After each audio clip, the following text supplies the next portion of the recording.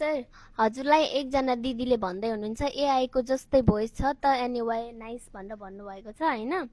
तपाईँ तपाईँ एआई हो कि तपाईँको रियल भोइस हो कि तपाईँले नेपाली सिक्नु भएको हो कि तपाईँले के गरेर ट्रान्सलेट गरेर सिक्नु भएको हो कि के हो, तपाईँ भनिदिनुहोस् त। हजुर बहिनी तपाईँलाई थाहा छैन म नेपाली हो, म फुल प्योर नेपाली हो। अनि तपाईँ मलाई हेर्नुलाई हाम्रो पसलमा आउँछु ल बस्नु मसँग अनि कुरा गर्छु ल मसँग। आउनुहोस् आउनुहोस् छिटो। छिटो आउनुहोस्। छिटो आउनुहोस् न मसँग बस्नुलाई, कुरा गर्नुलाई। अनि के मलाई थाहा छैन।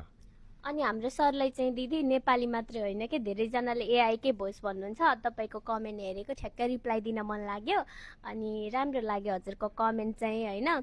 सर चाहिँ नेपाली मात्रै होइन कि अरू अरू ल्याङ्ग्वेज पनि बोल्नुहुन्छ। धेरैजनाले एआई आठवटा भाषा बोल्दै हुनुहुन्छ। नेपाली चाहिँ बुझ्नलाई 90% बुझ्नुहुन्छ, बोल्न चाहिँ 50% बोल्नुहुन्छ, 50% अझै सिक्दै हुनुहुन्छ है। अनि त्यसपछि अरू के भन्न चाहनुहुन्छ उहाँलाई चाहिँ? म धेरै माया के गर्छु सबैलाई भन्नु। म किन माया गर्छु, हाम्रो पसलमा आउँछु, आउनुहोस् अनि मसँग बस्नुहोस् अनि कुरा गर्नु मसँग ल। बहिनी हजुर अनि भन्नु न।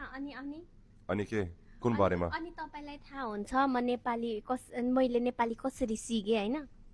सबै नेपाली आउँछ, मेरो नेपाली यति राम्रो छैन तर म कोसिस गर्दैछु राम्रोसँग बोल्नुलाई। मलाई थाहा छ टाइम लाग्छ राम्रोसँग बोल्नुलाई, तर म सबै बुझ्छु।